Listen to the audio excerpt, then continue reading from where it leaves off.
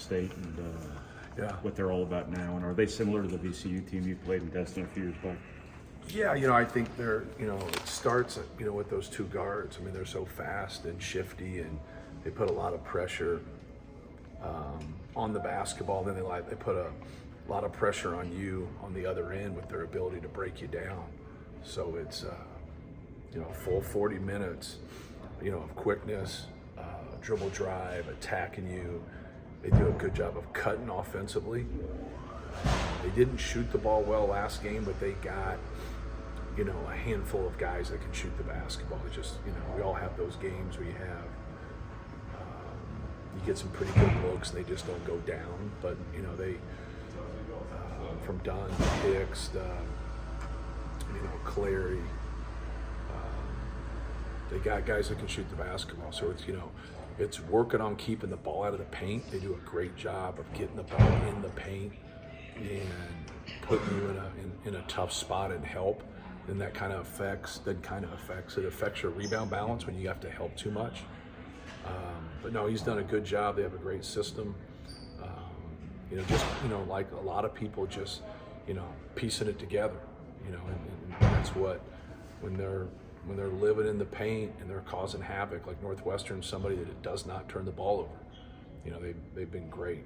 Chris has done a great job with those guys, getting them to defend, but he's gotten them, their defense has really improved at Northwestern because they don't turn it over. They stay out of transition, they stay out of tough spots, and they turned them over 19 times. Mm-hmm. So, it speaks for itself. The impact of the turnovers at Northwestern and at Nebraska, how do you, I know you talk about it all year long. Right. Is there anything that kind of needs to be fixed there? Well, yeah, it's careless passing. Like a lot of them are just simple passes, just, freezing the defense. And, you got to freeze somebody's hands through your passing shot fakes before you get to it if you just don't have a natural feel for things. Some guys have a natural feel to pass the basketball, and they might not even be able to explain what they do. They just have to, they just know how to deliver the basketball. Other guys that don't have that feel, they can't make no-look passes. They can't pass the ball off the dribble. Like, they have to be fundamentally sound and simple. And when we do that, we just hand the ball back to people. You're not going to have success. I don't think that really held true in the Northwestern game, but it held true other night. Like, we'd make a run, and then all of a sudden, the guy'd be open, just cutting to the basketball. They'd get deflected, they'd get the ball back. And just, trying to be simple, trying to be fundamentally sound. I know it comes off corny, but, it wins the race. And that's what we have to do. Like, we have to do a better job of just being fundamentally sound and doing our stuff. And when we have advantages, when we have numbers, when we have whatever, be aggressive, but also be on 2 feet when they swarm the basketball because somebody's obviously open. 1, 2, 3, 5, all lost this week. Mm-hmm. There's always been upsets in college basketball, but is a combination of a COVID year and transfers without having to take a year off, has that shrunk the gap between tops and bottoms teams? Yeah, but I think this happens a lot, especially in conference play. You're more aware of your opponent, just because you've spent more time and you have past history of playing them. And then good teams, like, we've gotten beat by 2 teams. They're both good teams. And Northwestern's, very good, and so is Nebraska. So it's, when you look across the country and you go and see it, some of those other teams that beat them, like, they're on the road. It is more difficult.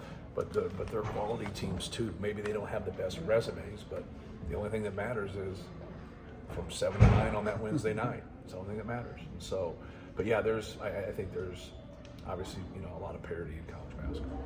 Talked the other night about Cam played a good game, played in extended minutes, and I think fans probably thought he could just dunk based on last year. But how valuable was that redshirt year for him? And now showing that he's more versatile than just a high flyer. Yeah, no question. He's learned not to overdo things.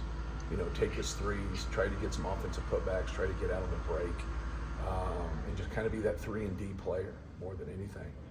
Really guard, and know what you're doing from a defensive standpoint, helping us on the glass, and then using your athleticism in those other areas. But he's had like a timely 3 that he's made for us, it seems like, in almost every game. I don't think it's been that way, but he's really made strides. Hard to make strides when you're playing that 8 to 12 minutes, right? Another night, it just, we felt like he brought a lot of energy and we needed to start him in the second half, and we had a good run with him. You know, we had a really good run with him to start the second half. We just couldn't maintain it.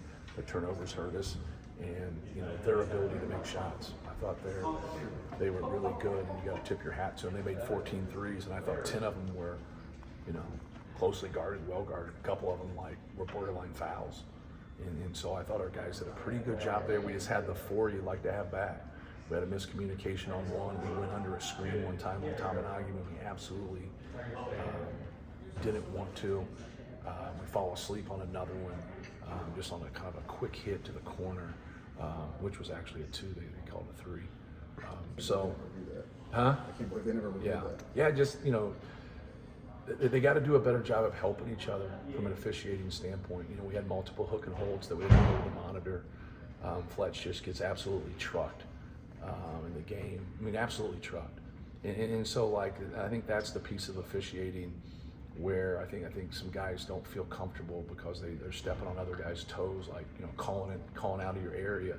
But just the fact of helping each other out as officials, I think, can really help. I officiate in practice all by myself, and I'm just guessing the whole time because I'm out of position the whole time. But when you have 3 guys out there, you know, they got to do a better job of working as a team. With Cam, how hard is it hard normally for inexperienced guys to be as simple as he's been?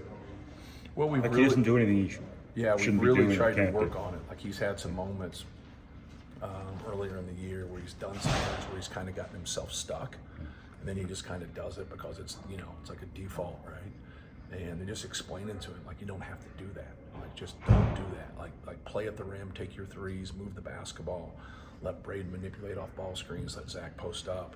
You know, just learn to be that guy that plays off of them. Those other guys get attention, that gets you on the glass. Those other guys gets attention, that gets you open looks. And it's a good piece. Like, that role right there is what you see a lot of times in the NBA. You're like, how is this guy? He has less than this guy. Well, he's accepting a role. You know, you got to play around superstars. So lately, you guys' free throw advantage has been cut a little bit. Yes. And you know, you talked about the officiating, but has that been, I guess, a product of officiating or more press? Well, I would say, you know, just naturally speaking, you're going to have a little bit of a cut on the road by nature. Just like that would be an advantage for you at home, but it wouldn't be on the road. But that's for everybody. And you got to be able to play through it. The one thing about officiating is when you don't play well, you bring them more into play. And I don't think we played our best basketball. So now they're more a part of the game. We got to do a better job on our part. I got to do a better job coaching. Our guys got to do a better job playing, so they're not a big impact on the game. But no, like he had 3 or 4 times that they called the foul that they took away our layups. You know, and so like you complain about him getting fouled, and then all of a sudden he's got a layup, and they call it on the floor. Then the same thing happens when he gets into his shot, and they don't call it. And you go back and watch, and you're like, it's not that big a deal. Then you watch it and see it, and you're like, yeah, well, he rarely complains, and he's wrong. I mean, we're the first player in college basketball history, right? You know, but he does. So when you see him like say something, my problem is I'm 60 feet away, I'm 50 feet away, whatever it might be. You know, at the other end, I'm really good when it's on top of me, but I can't see everything. Yeah. You know, there. So I don't know what to really try to kind of help through that process. But no, it's. You asked the question, so I answer it, but it's not the crux of what happened. Like, you know, we got beat at Nebraska because Nebraska coached and played better than us. They were more productive. They deserved to win. It wasn't anybody else's fault. It's on us. But you also don't want to say that and take the credit away from them. Get your students back. And Yeah. obviously that's a valuable part of college basketball atmosphere. I know that you don't crap on the fans that came here and sold out this place when they weren't here, because that's impressive in its own right. But just how valuable is it to have that student section that you have? Oh, it's huge, but it kind of shows you about our fan base and how great they've been, because you go and see those games, and then for someone who that's maybe their first game ever to say, hey, this is without our students, it kind of, you know, is a big deal, because other nights' atmosphere against Illinois was really, like, it was big time. It just was. But now that you get the students back, but more than anything, it's what I always talk to our guys about. Let's give them something to cheer about. You know, like they help us when we play well. They help us when we do our job. You guys have struggled the last 5 minutes of the last 3 halves. Mm-hmm. Are there common threads, things that you've seen out there that they need to focus on?